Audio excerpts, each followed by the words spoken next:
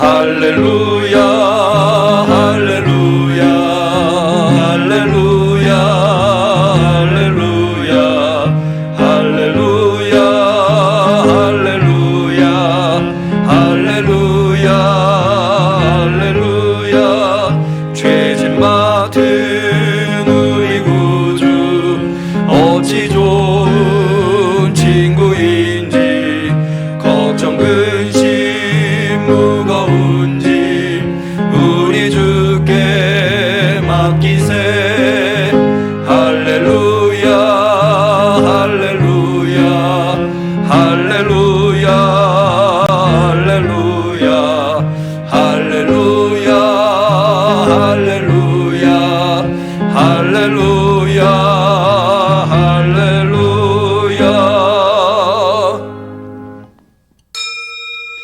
하나님은 영이시니 예배하는 자가 신령과 진정으로 예배할지니라. 아멘.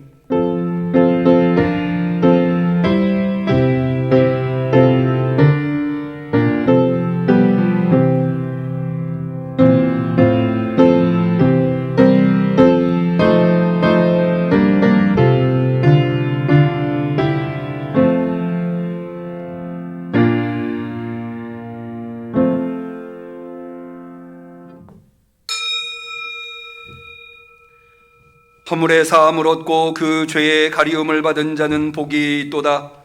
주는 나의 은신처이오니 환난에서 나를 보호하시고 구원의 노래로 나를 애우시리이다. 너희 의인들아 여호와를 기뻐하며 즐거워할지어다. 마음이 정직한 너희들아 다 즐거이 외칠지어다. 아멘. 험악한 세상 속에서 한 일이라곤 하나님 앞에 부끄러운 일밖에 할 수 없는 우리들이, 도저히 즐거워할 수 없는 우리들이 주님께서 우리의 피난처 되어주시고 위로되어 주시고 용기 되어 주시고 용서되어 주시고 은혜 되어 주시옵시사. 오늘도 그 은혜에 힘입어서 주 앞에 나와 대면으로 비대면으로 예배 올려드리나이다. 하늘문을 열어 주시옵시고 두 손 들고 나온 우리 성도들의 손을 붙잡아 주시옵소서. 하늘의 은혜로 강복하옵소서. 예수님의 이름으로 기도 올리옵나이다. 아멘.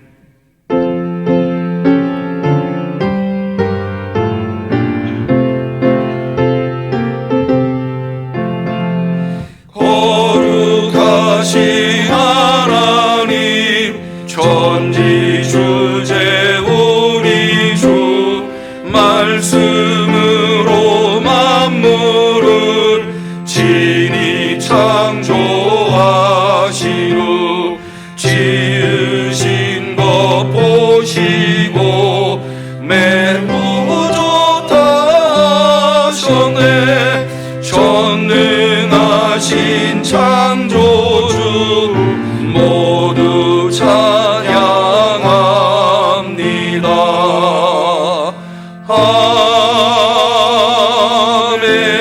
아멘.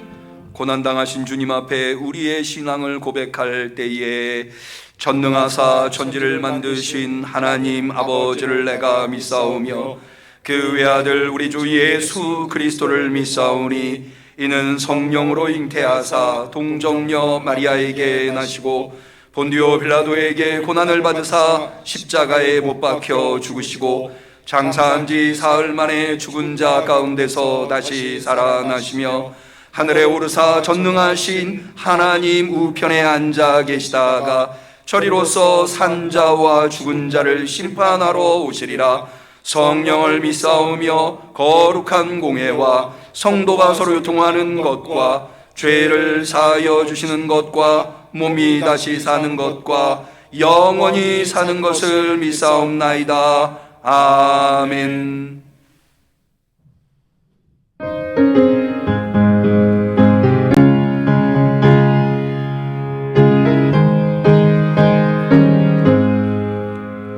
슬픈 마음 있는 사람 예수 이름 믿으면 영원토록 변함없는 기쁜 마음 얻으리. 예수의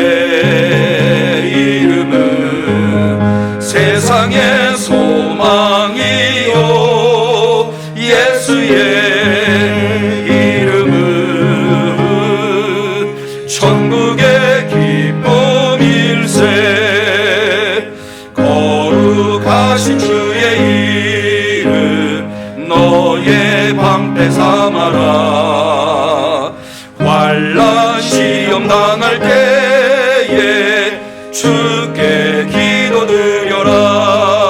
예수의 이름은 세상의 소망이요, 예수의 이름은 천국의 기쁨일세. 존귀하신 주의 이름 우리 기쁨 되도다.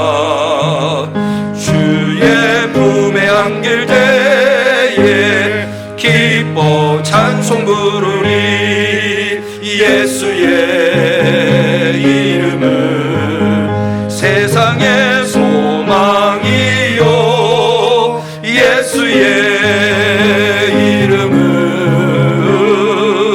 천국의 기쁨일세. 우리 갈 길 다가온 후에 보좌 앞에 나아가 왕의 왕께 경배하며 면류관을 드리리. 예수의 이름은 세상의 소망이요, 예수의 이름은 천국의 기쁨일세.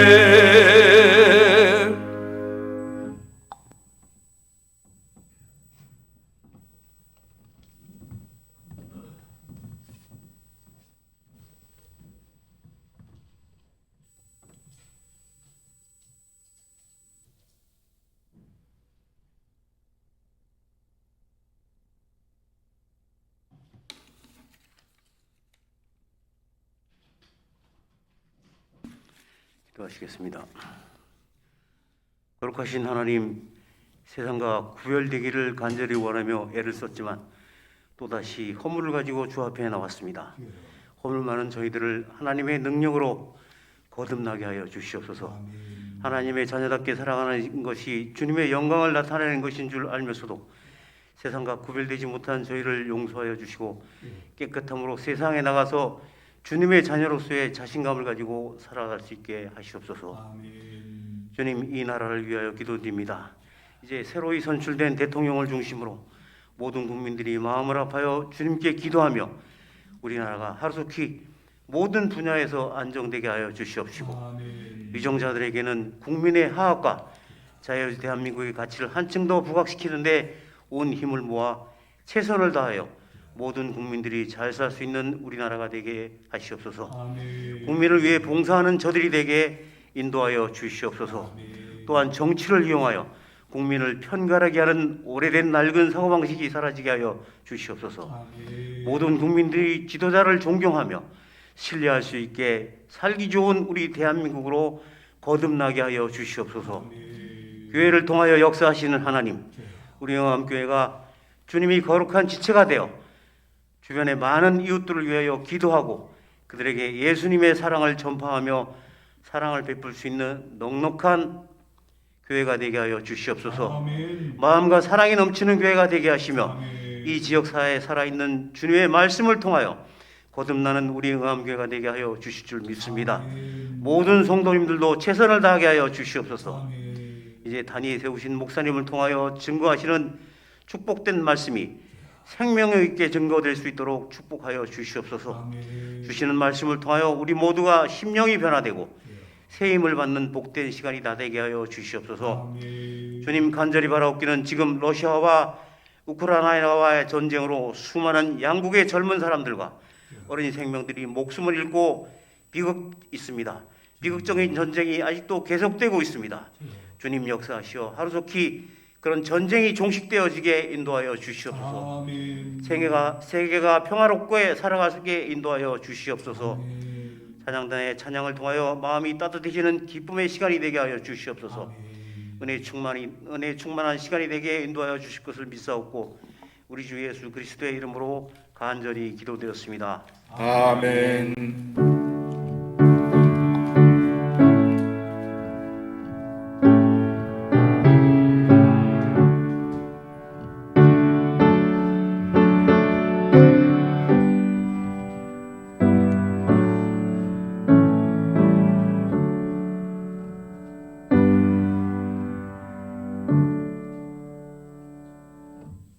하나님께서 우리의 간절한 기도를 들어주시기를 축원합니다. 아멘. 성시교독을 하겠습니다. 오늘은 사순절 네 번째 주일을 맞이해서 사순절 네 번째 교독문을 준비해 보았습니다. 우리 찬송가에는 사순절 교독문이 하나밖에 없어서 새 찬송가에 있는 새 찬송가 127번 사순절 네 번째 교독문을 준비하였습니다. 대면으로 예배드리시는 분들과 비대면으로 예배드리시는 분들 스크린을 참고해 주시면 되겠습니다. 새 찬송가 127번 교독문 사순절 네 번째 교독문. 여호와를 자기 하나님으로 삼은 나라 곧 하나님의 기업으로 선택된 백성은 복이 있도다. 여호와께서 하늘에서 굽어보사 모든 인생을 살피시며 곧 그가 거하시는 곳에서 세상의 모든 거민들을 굽어 살피시는도다. 그는 그들 모두의 마음을 지으시며 그들이 하는 일을 굽어 살피시는 이도다. 많은 군대로 구원 얻은 왕이 없으며 용사가 힘이 세어도 스스로 구원하지 못하는도다. 우리 영혼이 여호와를 바라며 그는 우리의 도움과 방패시로다. 우리 마음이 그를 즐거워하며 우리가 그의 성호를 의지하였기 때문이로다. 여호와여, 우리가 주께 바라는 대로 주의 인자하심을 우리에게 베푸소서. 아멘. 하나님의 말씀은 요한복음 3장 28절에서 30절에 이르는 말씀이 되겠습니다.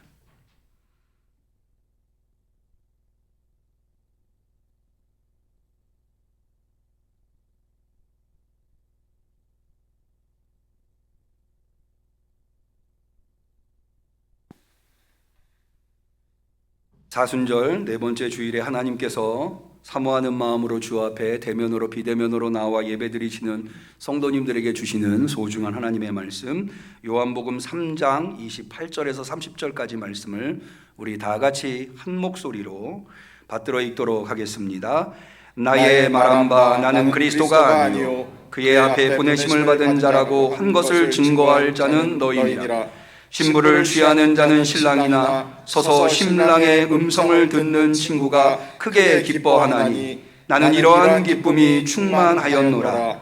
그는 흥하여야겠고 나는 쇠하여야 하리라 하니라. 이는 하나님의 말씀입니다. 아멘. 시온 찬양대의 특성이 있겠습니다.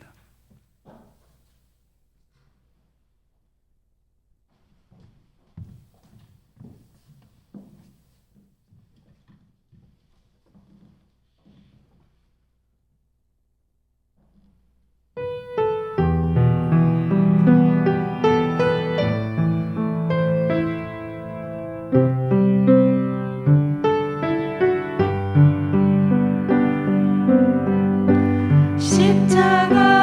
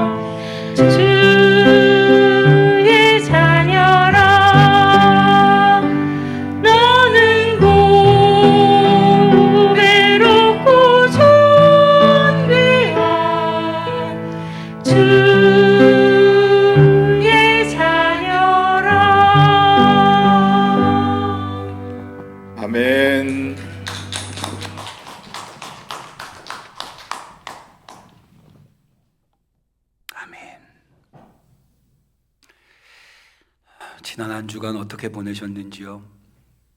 하나님께서 맡겨주신 각자의 사명의 자리에서 사명 감당하시느라고 수고 많으셨습니다. 오늘도 대면으로 비대면으로 주 앞에 나와 사모하는 심령으로 예배드리시는 우리 성도님들에게 예배를 통해서 특별히 말씀을 통해서 우리 성도님들을 위로해 주시고 새 힘과 새 능력을 베풀어 주시기를 주님의 이름으로 간절히 축원합니다. 여러분들의 삶에서 신앙이라고 하는 것은 어떤 역할을 하고 있나요? 조금 더 구체적으로 한번 질문해 볼게요. 여러분 교회 오실 때 여러분 어떠세요? 마음이 모쪼록 신앙이 얼마나 우리가 살기가 힘들고 어렵습니까? 더군다나 코로나 때문에 많은 사람들의 삶이 무너져가고 있는데 누구에게나 녹록지 않은 삶이 되었는데 그러나 그럼에도 불구하고 신앙이 있어서 예수님이 있어서 또 그 예수님을 찬양하고 기도하고 예배드리는 교회가 있어서 여러분들의 삶에 기쁨이 넘치시기를 축원합니다. 그러나 혹 신앙이나 예수님이 그리고 교회가 여러분들의 힘들고 어려운 삶을 오히려 기쁨으로 채우기보다는 이것이 또 다른 짐이 되는, 사는 것도 힘든데 신앙 때문에 더 힘든 그런 분이 계시다면 혹여라도 저는 그런 분들에게 세례 요한을 소개하고 싶습니다. 그래서 오늘 세례 요한의 말씀을 준비했는데요. 모쪼록 오늘 이 말씀을 통해서 우리 응암교회 성도님들은 너나 할 것 없이 누구나 다 예수님 때문에, 신앙 때문에, 교회 때문에 여러분들의 삶이 기쁨으로 가득 차시기를 축원합니다. 사실 세례 요한을 제가 여러분들에게 소개하는 이유는 세례 요한의 삶을 가만히 들여다보면요, 그렇게 녹록지 않은, 어떻게 보면 우리보다 훨씬 힘들고 어려운 삶을 산 인물입니다. 여러분이 잘 아시는 대로 세례 요한은 광야에서 지냈습니다. 그럼 광야가 어떤 곳입니까? 무엇 하나 만족할 만한 것이 없는 곳이 광야 아닙니까? 모든 것이 결핍되어 있는. 예수님께서도 광야 40일 지내실 때 첫 번째 시험이 돌을 떡으로 만들어 보라는 것 아닙니까? 광야라고 하는 곳이 정말 돌이라도 떡으로 만들 수 있다면 그러고 싶은 곳이, 그런 결핍이 있는 곳이 광야라는 것이죠. 광야에서 지낸다고 하는 것은 기본적으로 대단히 고된 삶을 살고 있다는 겁니다. 게다가 광야에서 그는 어떻게 생활을 했습니까? 약대 털옷을 입고 석청을 먹었습니다. 제대로 된 음식을 먹은 적이 없는 거예요. 그러니 세례 요한의 삶은 기본적으로 고되고 힘들고 어려운 삶이라고 할 수 있는 거죠. 우리가 지금 다 힘들다 하지만 사실은 세례 요한만큼 힘들게 사는 사람이 없다고 할 정도로, 게다가 말이죠, 우리가 잘 아는 대로 세례 요한은 또 하나님의 말씀을 선포하다가 감옥에 갇힙니다. 억울하게. 잘 아시는 대로 세례 요한이 활동할 당시에 통치자가 헤롯 안티파스라고 하는, 성전을 지은 왕은 헤롯 왕이고요, 우리가 흔히 헤롯 대왕이라고 하는 그의 아들 중에 하나가 헤롯 안티파스인데요, 이 헤롯 안티파스가 제수 씨하고 결혼, 동생인 빌립, 헤롯 빌립의 아내였던 헤로디아라고 결혼을 하게 됩니다. 물론 유대인들에게는 수혼제라고 하는, 형수나 제수 씨가 이제 형제가 자식이 없이 세상을 떠났을 때 대를 잇게 하려고 그 형제가 형수나 제수를 자신의 아내로 맞아들이는 수혼제라고 하는 제도가 있었습니다. 그러나 그 경우는 형제가 자식 없이 죽었을 때에 해당하는 거지, 이 헤롯 안티파스가 동생의 아내 헤로디아를 아내로 취한 것은 버젓이 동생이 살아있는데 아내로 취한 거거든요. 이 경우에 해당하지 않습니다. 이것 때문에 세례 요한이 헤롯 안티파스를 비판했고, 그래서 헤롯 안티파스는 세례 요한을 옥에 가둡니다. 내버려 둘 수가 없는 거죠. 그렇다고 죽일 수도 없습니다. 왜냐하면 수많은 사람들이 세례 요한을 선지자로 따르고 있었거든요. 또 유대 사회에서는 말라기 이후에 400년 동안 선지자가 등장하지 않다가 400년 만에 등장한 선지자가 세례 요한이었기 때문에 그 많은 사람들이 세례 요한을 얼마나 소중히 여겼는가는 미루어 짐작해 볼 수 있는 거죠. 그래서 헤롯 안티파스는 감옥에 가뒀지만 결국에는 헤롯의 생일날에 연회를 베풀고 헤로디아의 딸이 춤을 추는 모습을 보고는 너무나 즐거워서 헤롯이 그 딸에게 너가 원하는 것을 다 주겠다고 했더니 예상치 못한 요구를 하죠. 세례 요한의 목을 달라. 그래서 결국에는 처형을 당하게 되는 이 불행한 운명을 맞이한 인물이 세례 요한입니다. 그런데요, 그런 삶을 살았던 세례 요한이 오늘 우리가 읽은 본문에 뭐라고 얘기하는가? 우리 29절을 한번 다시 한번 볼까요? 신부를 취하는 자는 신랑이나 서서 신랑의 음성을 듣는 친구가 크게 기뻐하나니 나는 이러한 기쁨이 충만하였노라. 할렐루야. 지금 세례 요한은 이 신랑이 누군가 하면 예수님을 의미하는 거거든요. 예수님 때문에 기쁨이 충만하다는 거예요. 심지어 뭐라고까지 이야기하느냐? 이어진 30절에 그는 예수님을 얘기합니다. 그는 흥하여야 되겠고 나 세례 요한은 쇠하여야 하리라. 예수님이 세례 요한한테 얼마나 큰 기쁨인지 예수님이 흥할 수만 있다면 내가 쇠하는 건 아무 문제가 없다. 그러니까는 이 고백만 봐도 세례 요한한테 예수님이 얼마나 큰 기쁨의 대상인지를 알 수 있는 거죠. 그러니까 좀 정리해서 얘기를 해보면 세례 요한의 삶이 고된 삶이었고 힘든 삶이었고 고통스럽고 심지어 나중에는 억울하게 투옥 생활을 하고 죽음까지 이르렀지만 그는 예수님 때문에 뭐라고 자신의 삶을 고백하는가 하면 기쁨이 충만하다고 고백하고 있다는 거죠. 여러분, 우리 성도들도 아무리 힘들고 아무리 어렵고 아무리 괴로운 일이 있어도 예수님 때문에 내 기쁨이 충만하다, 그런 고백을 할 수 있는 성도님들이 되시기를 축원합니다. 그러면 도대체 세례 요한은 어떻게 이런 고백을 할 수 있었을까요? 그 힘들고 그 고달프고 그 괴로운 삶 속에서 어떻게 예수님으로 인해서 나는 기쁨이 충만하다, 나는 괴롭다가 아니라, 나는 힘들다가 아니라 기쁨이 충만하다고 고백할 수 있었을까요? 여기는 세 가지 이유가 있습니다. 첫 번째는 세례 요한은 예수님이 누군지를 알았습니다. 예수님이 누구인지. 자, 다시 한번 볼까요? 28절입니다. 나의 말한 바 나는 그리스도가 아니요 그의 앞에 보내심을 받은 자라고 한 것을 증거할 자는 너희니라. 자기는 그리스도가 아니라는 이 말 안에 어떤 의미가 있는가 하면 예수님이 그리스도라는 거예요. 예수님이. 이어진 29절에 그걸 더 분명하게 말합니다. 신부를 취하는 자는 신랑이나 서서 신랑의 음성을 듣는 친구가 크게 기뻐하나니. 예수님이 신랑, 자기는 신랑. 대개 성경에서 신랑을 표현할 때는 하나님을 의미하는, 이스라엘과 하나님이 신랑과 신부와의 관계로 표현되고 있지 않습니까?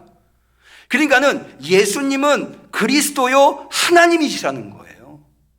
이거를 세례 요한은 알았던 거죠. 더 나아가서 세례 요한은 뭘 알았는가? 세례 요한은 자기가 어떤 존재인가를 알아요. 자기는 그리스도가 아니라는 거예요. 자기는 신랑이 아니라는 거예요. 그러면 세례 요한은 이것을 어떻게 알았을까요?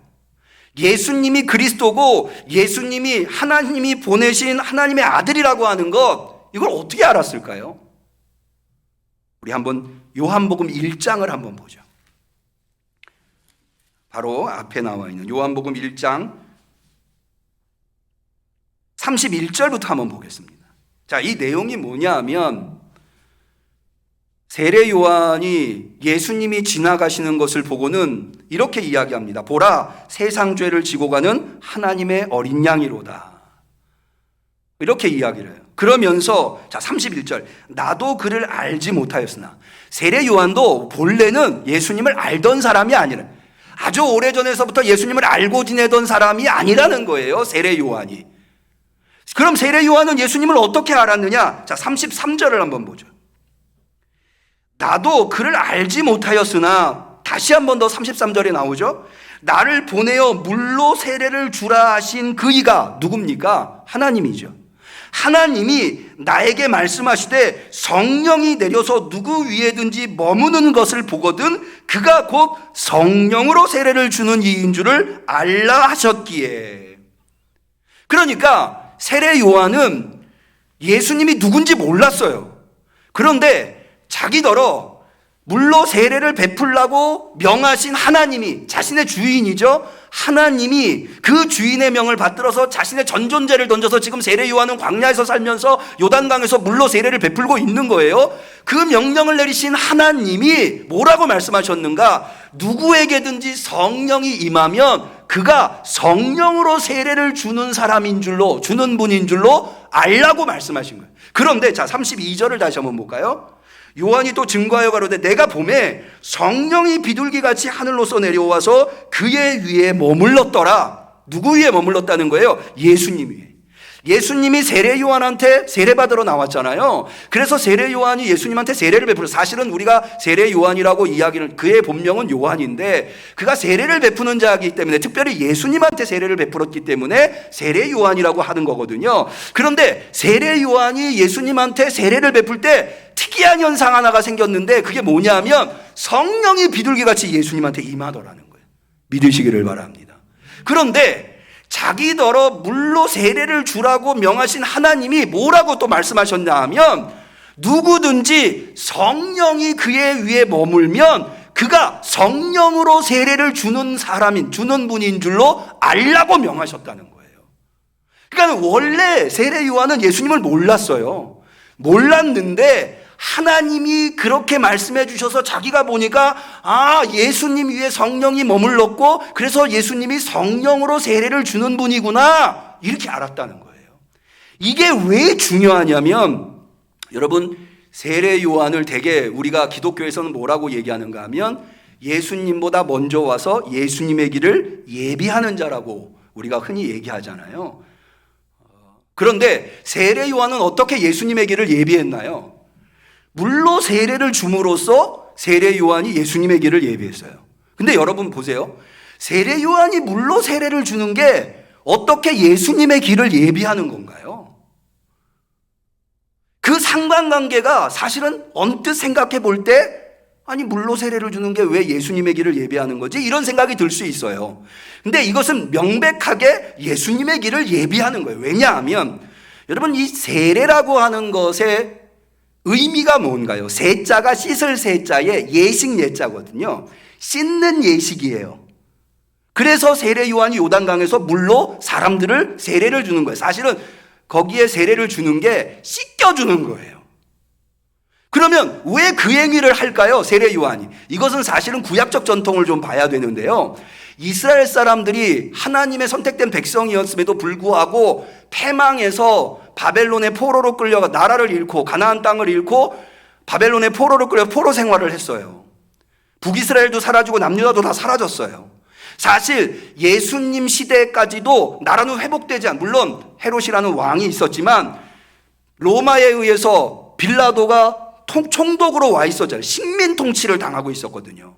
이스라엘 나라는 회복되지 않았어요. 그러니까는 예수님 시대까지도 어떤 사람들의 생각이 왜 우리가 이렇게 되었는가? 왜 우리는 하나님의 백성의 지위를 상실하고 가나안 땅을 상실하고 은혜를 상실하고 이 지경이 되었는가? 그 원인을 무엇으로 분석했는가 하면 우리가 하나님 앞에서 하나님의 거룩한 백성, 깨끗한 백성이 되지 못하였다 라고 하는, 여러분 이스라엘에게 중요한 율법들이 많이 있는데 그 중에 예수님 시대에 대단히 중요하게 여겼던 율법 중에 하나가 뭐였냐면 정결법이라고 하는 거예요. 그래서 여러분 성경에도 보면 왜 손을 씻지 않고 음식을 먹는 것에 대한 논쟁이 나오잖아요. 그런 논쟁들이 다 이 정결법에 의한 거거든요. 그러니까는 손을 씻고 음식을 먹어야 된다고 하는 것이 유대인들은 위생상의 문제가 아니라 종교적인 문제였어요. 왜 그럼 그게 종교적인 문제냐? 여러분, 이스라엘이 하나님으로 섬기고 있는 하나님은 어떤 하나님인가요? 거룩하신 분이에요. 그래서 그 거룩한 하나님의 백성이 되려면 이스라엘은 어떻게 돼야 되느냐? 거룩하게 돼야 돼요. 그래서 모세오경에 보면 반복해서 나오는 게 뭐냐면 내가 거룩하니 너희도 거룩하라라는 거예요. 이스라엘은 어떻게 하면 거룩할까? 그 거룩한 백성이 되는 방법을 알려주신 게 바로 율법이에요. 그런데 이스라엘이 실패한 대목이 어디냐면 그 율법을 통해서 거룩하게 된, 사실 하나님이 율법을 주시면서 이스라엘에게 요구한 거룩은 겉모양의 거룩이 아니라, 물론 겉모양의 거룩도 중요하지만 겉모양의 거룩이 아니라 속의 거룩, 중심의 거룩, 심령의 거룩이거든요. 왜? 하나님은 어떤 분이에요? 외모를 보시는 분이 아니라 뭘 보시는 분이에요? 중심을 보시는 분. 그래서 신명기에 보면 너는 마음을 다하고 뜻을 다하고 목숨을 다하여 하나님을 사랑하라고 되어 있잖아요. 그게 중심을 보시기 때문이거든요. 그런데 이스라엘 사람들이 실패한 이유는 겉은 깨끗하게 했어요. 율법을 형식적으로 지키면서 겉은 깨끗하게 했는데 그 중심, 심령, 마음이 깨끗하지 않았던 거예요. 그래서 예수님께서요, 바리새인들을 비판하실 때 마태복음 23장에 보면 바리새인들을 뭐라고 합니까? 외식하는 자들, 회칠한 무덤, 이렇게 얘기하는 이유가 뭐예요? 여러분, 무덤에 회칠한 무덤이라고 하는 의미가 무덤의 겉에다가는 회를 칠했으니까 깨끗하죠. 보기 좋죠. 근데 안에는 뭐가 있어요? 시체가 썩어가고 있는 거예요. 그러니까는 이스라엘이 하나님으로부터 실패한, 하나님의 백성으로 실패한 부분은 뭐냐 하면 바로 중심, 심령, 마음이 깨끗해지는 거예요. 세례 요한이 요단강에서 백성들한테 세례를 베푸는 거는 상징적인 의미를 갖는데 뭘 상징하느냐? 우리가 중심의 깨끗함을 놓쳐서 하나님으로부터 하나님의 말씀에 불순종했기 때문에 우리가 다시 중심이 깨끗하게 되겠다고 하는 그런 상징적인 의지의 표현으로 세례를 하는 거거든요. 근데 사실은 세례 요한이 물로 세례를 한다고 마음이 중심이 깨끗해지는 건 아니었어요. 그러면 뭘로 하나님의 백성들은 중심이, 마음이 깨끗해지느냐? 그 해답이 에스겔서 36장에 나옵니다. 예레미야서에도 나오고 여러 곳에 나오지만 에스겔에 분명하게 나오기 때문에 한번 들어보세요. 에스겔서 36장 25절에 하나님이 이 바벨론의 포로로 끌려간 이스라엘 백성들한테 에스겔을 통해서 내가 하나님의 새로운 백성을 만들 텐데 그때는 이렇게 하겠다라고 말씀하시면서 이런 말씀을 하세요. 맑은 물로 너희에게 뿌려서 너희로 정결케 하되 곧 너희 모든 더러운 것에서와 모든 우상을 섬김에서 너희를 정결케 할 것이다. 하나님이 더러워진 이스라엘 백성을 깨끗하게 만들겠다는 거예요. 왜? 하나님은 거룩한 분이셔서 하나님의 백성이 되려면 깨끗해야 되는데 이스라엘이 더러워졌으니까 깨끗하게. 그런데 어디를 깨끗하게 하겠느냐? 26절 또 새 영을 너희 속에 두어 새 마음을 너희에게 주되 너희 육신에서 굳은 마음을 제하고 부드러운 마음을 줄 것이며. 무슨 얘기예요? 겉이 아니라 마음이, 중심이, 심령을 깨끗하게 만들어주겠다는 거예요. 이어진 말. 그러면 어떻게 하나님은 우리의 겉이 아니라 중심을 깨끗하게 만드느냐? 이어진 27절 또 내 신을 너희 속에 두어. 내 신이 무엇입니까? 성령이에요. 성령을 너희에게 주어서 너희로 내 율례를 행하게 하리니 너희가 내 규례를 지켜 행할지니라. 내가 너희 열조에게 준 땅에서 너희가 거하여 내 백성이 되고 나는 너희 하나님이 되리라. 다시 말해서 하나님은 사람들에게 성령을 주심으로 그들의 중심을 깨끗하게 만들고 그렇게 해서 이스라엘을 하나님의 백성으로 만들고 하나님은 이스라엘의 하나님이 되시겠다는 거예요. 그러니까 중요한 게 뭐예요? 성령을 받는 거예요. 성령으로 깨끗해지는 거예요. 세례 요한은 사실 물로 세례를 주는 것은 사람들이 성령으로 깨끗하게 되는 것을 사모하도록. 왜? 형식이 그거잖아요. 여러분, 우리가 결혼식은 하나의 형식이죠. 그러나 사실 그 형식이 완성되는 것은 뭐예요? 서로 사랑하며 살 때 행복한 가정을 이룰 때 그것은 둘이 노력해야 되는 거죠. 그럴 때 결혼이라고 하는 것이 의미를 갖게 되는 거죠. 여러분, 세례 요한이 세례를 베푼 것이 정말로 의미를 가지려면 세례 요한이 아닌 누군가가 와서 사람들을 성령으로 씻겨줘야 돼요. 그런데 그게 누구라고 하나님이 말씀하셨어요? 예수님. 세례 요한한테 와서 세례받는 자 중에 누구든지 성령이 그에게 임하면 그가 성령으로 세례 주는 자인 줄로 알라. 그래서 사실은요, 여러분, 세례 요한과 예수님과의 관계는 좋을 수 없는 관계였어요. 원래는. 왜냐하면 여러분, 우리가 읽은 본문의 내용이 어떻게 해서 나오게 되는가 하면 예수님이 세례 요한한테 세례를 받았잖아요. 그리고는 얼마 지나지 않아서 세례 요한이 세례를 베푸는 곳에서 얼마 떨어지지 않은 곳에서 예수님이 세례를 베푸는 거예요. 그러니까 사람들이 세례 요한한테 올 사람들이 예수님한테로 가는 거예요. 그러니까 실제로 세례 요한, 예수님의 첫 번째 제자들은요, 세례 요한의 제자였어요. 아까 우리가 요한복음 1장에 세례 요한이 예수님이 지나가는 것을 보고 보라, 세상 죄를 지고 가는 하나님의 어린 양이다, 이렇게 얘기했잖아요. 그 얘기를 듣고 쫓아간 사람이 누구냐면 야고보예요. 야고보가 예수님한테 쫓아가서 예수님이 있는 곳을 보고 돌아와서 형제인 베드로한테 내가 오늘 그리스도를 만났다, 이렇게 얘기하거든요. 그러니까는 최초의 예수님의 제자들은 세례 요한에서부터 온 제자예요. 근데 이 제자들이 점점 늘어나는 거예요. 그러니까 기존의 세례 요한의 제자들은 그게 기분이 나쁜 거죠. 아니, 어떻게 저럴 수가 있느냐. 우리 선생님한테 세례를 받아가지고는 저렇게 맞은편에서 세례를 베풀어 저들이 인기를 다 끌고 있는 게 아니냐. 그렇게 세례 요한한테 세례 요한의 제자들이 와서 세례 요한한테 하소연하는 거예요. 그때 세례 요한이 하는 말이에요. 나는 그리스도가 아니다. 나는 지금 신랑을 맞이한 신랑의 친구처럼 기쁨이 가득한데 나는 예수 그리스도로 말미암아 기쁨이 충만하다 라고 이야기를 하는 거예요.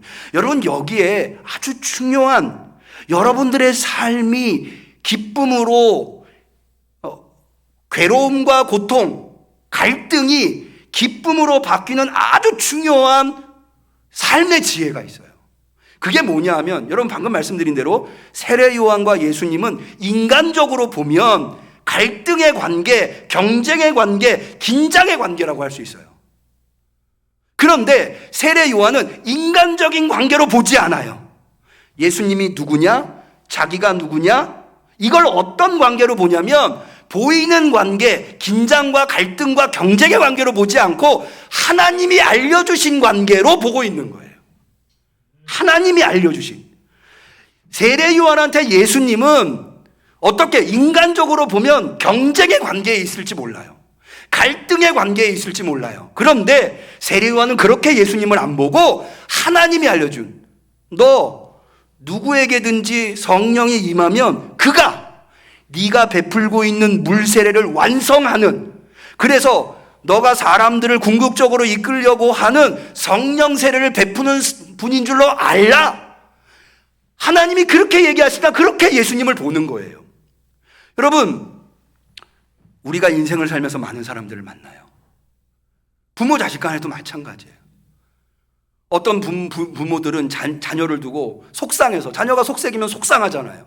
속상해서 어떻게 저런 자녀가 내 몸에서 태어났을까? 근데요, 그건 내가 보는 거예요. 하나님은 나한테 꼭 필요한, 꼭 맞는 자녀를 내게 보내주신 줄로 믿으시기를 바라요. 부부도 마찬가지예요. 여러분, 부부간에 갈등이 생기면 속상하죠. 그런데요, 부부의 관계가 천생연분이라고 그랬어요. 하늘이 내신 연분. 하나님이 꼭 맞는 아내를, 하나님이 꼭 맞는 남편을 내게 보여주신 것이다. 다른 사람이 아니라 그 사람이 나에게 꼭 필요하니까 나에게 기쁨을 주시려고, 나에게 복을 주시려고 내 아내, 내 남편을 보내주신 것이다.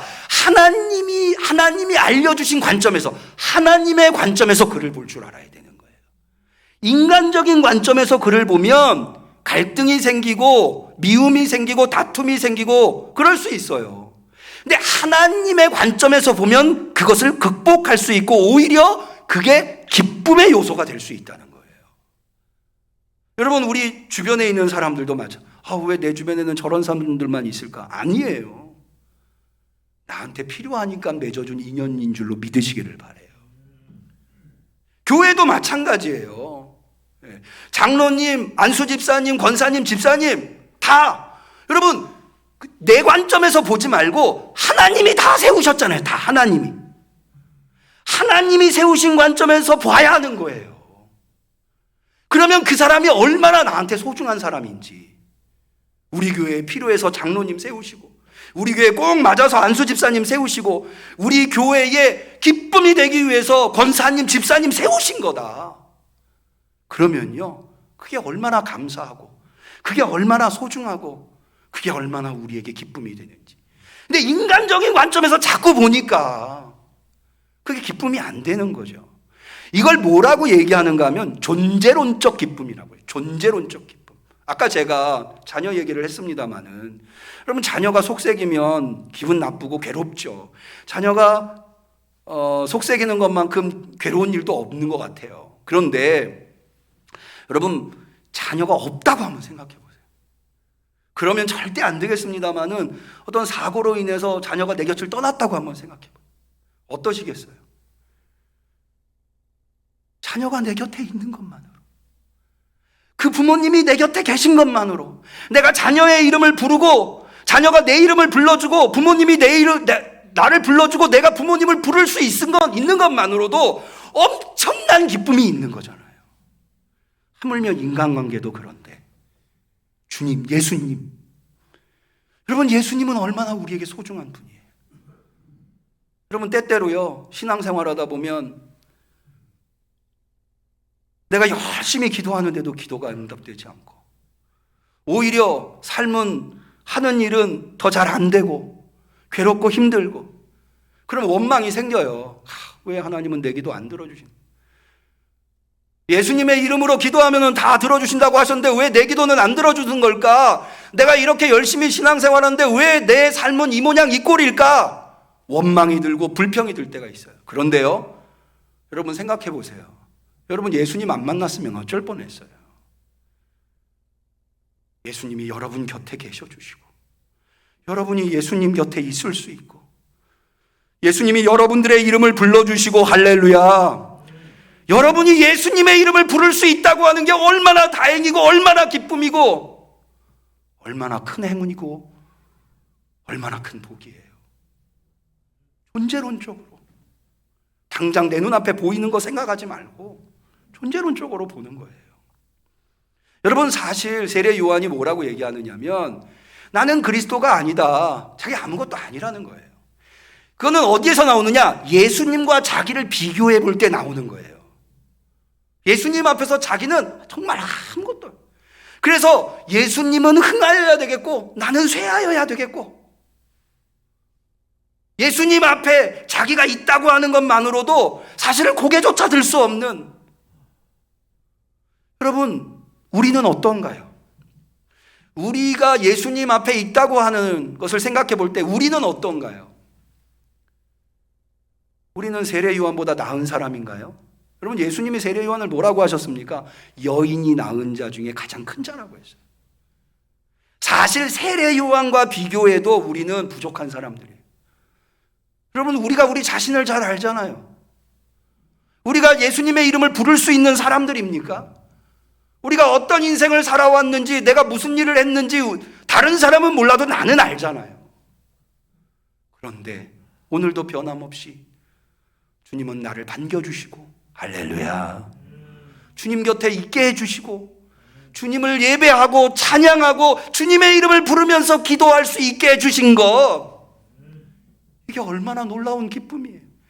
그거 하나만으로도 정말 찬송가에 나와 있는 하늘을 두루마리 삼고 바다를 먹물 삼아도 다 할 수 없는 은혜고 기쁨 아닙니까? 세례 요한이 그 힘들고 어려운 삶을 살았지만 예수님 때문에 내가 기쁨이 충만하다고 고백했다면 나는 더 예수님 때문에 나는 살 수 있는 거야. 예수님 때문에 나는 기뻐. 예수님 때문에 나는 인생이 즐거워 라고 말할 수 있어야 하지 않겠습니까? 그런 우리 성도님들, 그런 우리 응암교회 성도님들이 되시기를 축원합니다. 여러분, 예수님은 끊임없이 우리에게 기쁨을 주시기를 원하시는 분이에요.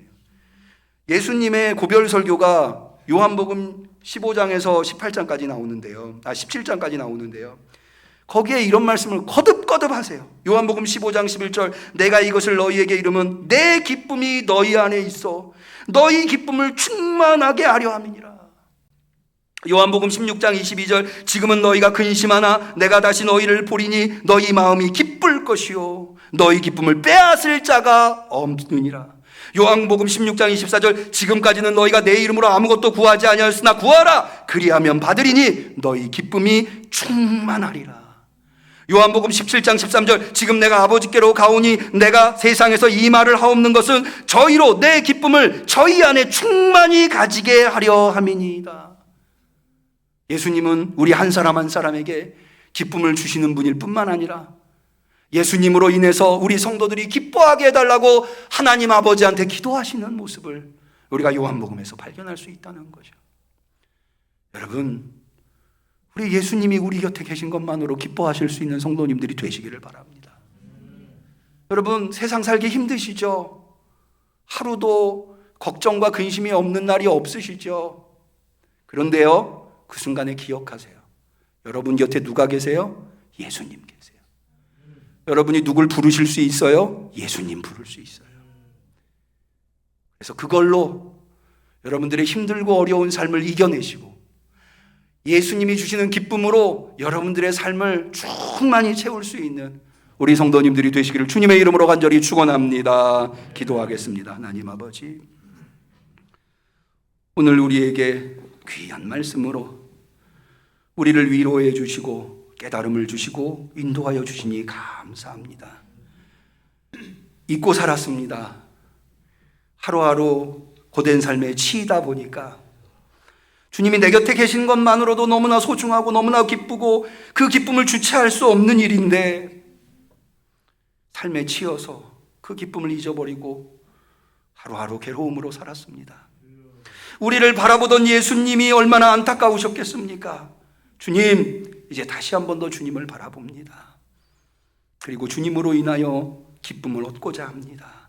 약속해 주신 대로 주님의 기쁨이 우리 안에 충만하도록 역사하여 주옵소서.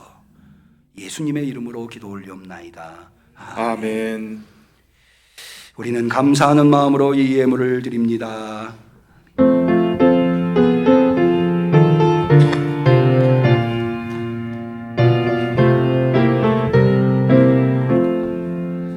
거친 세상에서 실패하거든 그 손 못자국 만져라.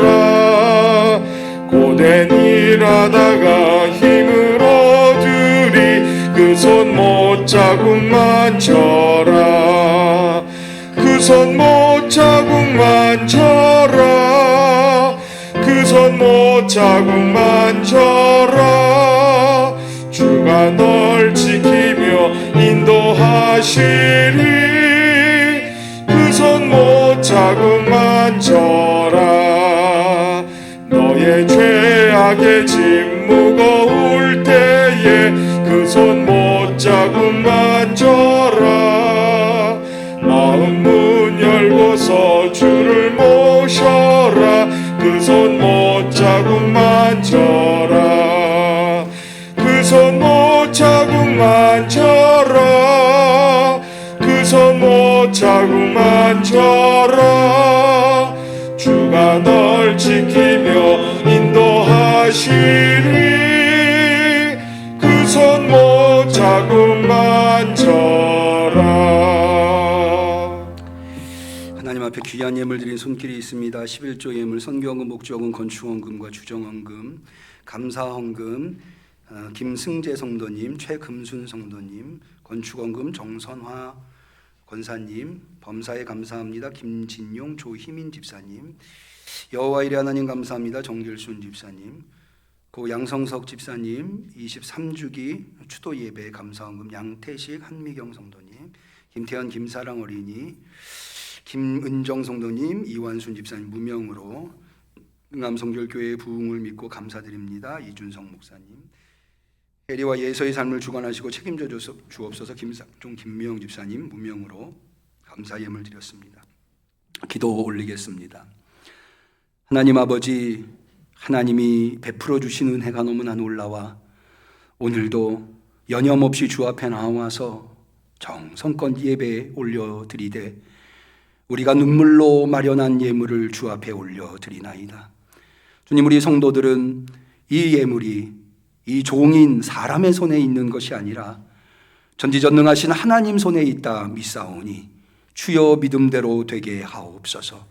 우리 손에 있으면 적은 예물이지만 주의 손에 들리면 광야에서 결핍에 시달리는 5,000명을 넉넉히 먹이고도 남음이 있는 위대한 예물, 풍성한 예물이 될 줄로 믿습니다.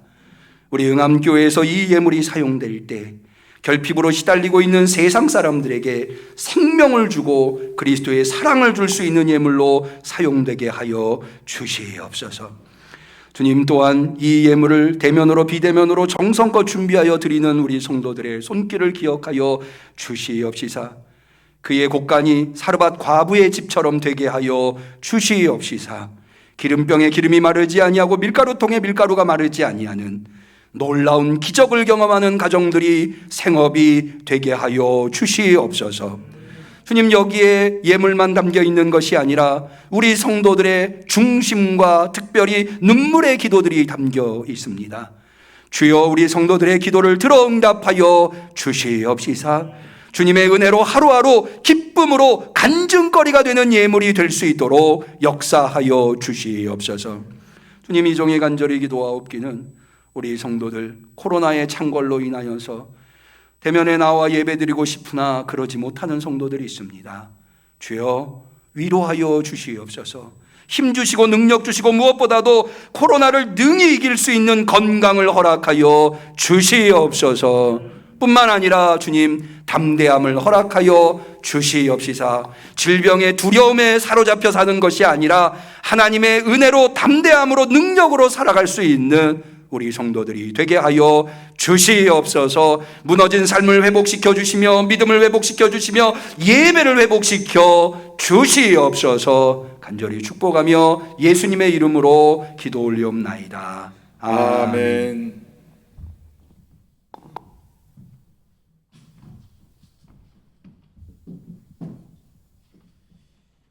교회 소식을 말씀드리겠습니다. 교회 소식은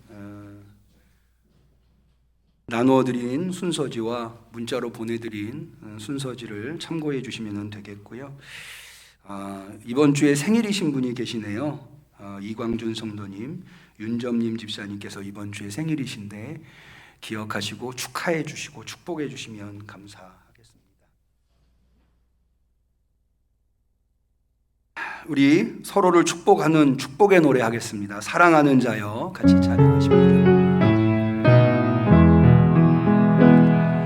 사랑하는 자여, 너의 영혼이 잘됨같이 언제나 범사에 잘되고 강건하기를 내가 간구하노라. 우리 하나님께 영광의 박수 올립니다. 우리 곁에 계신 분들과 서로 인사합니다. 그리스도의 평화를 빕니다. 그리스도의 평화를 빕니다. 비대면으로 예배 드시는 분들에게도 그리스도의 평화가 있기를 바랍니다. 감사합니다. 송영하시겠습니다.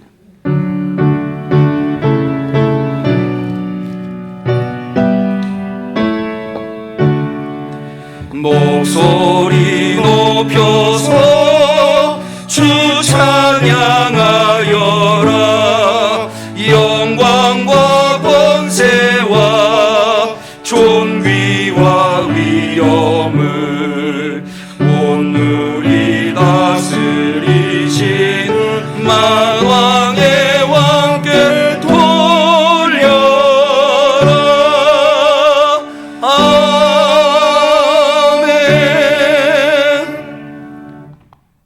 이제는 우리의 곁에 계시는 것만으로도 누를 수 없는 기쁨이 되시는 예수 그리스도의 은혜와 하나님 아버지의 사랑과 성령님의 교통하심, 충만하심, 역사하심이 세례 요한처럼 고된 삶을 살지만 그러나 예수님 때문에 기쁨이 충만하다고 고백하는 우리 성도들이 되기로 결심하는 성도들 머리머리 위에, 우리 응암교회 위에 지금부터 영원까지 함께 하시기를 간절히 축원하옵나이다.